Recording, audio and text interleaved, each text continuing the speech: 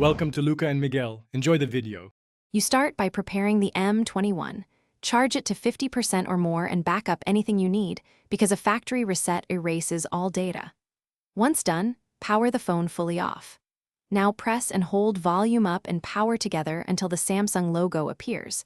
This enters recovery mode. Make sure you hold both buttons steadily.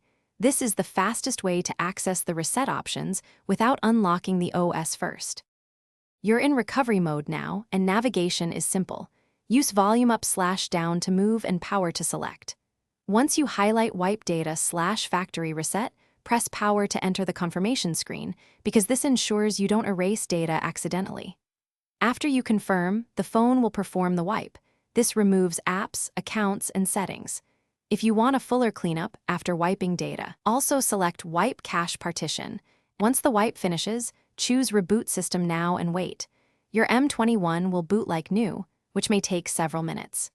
You'll go through initial setup. Make sure to sign into the same Google and Samsung accounts if you didn't remove them earlier.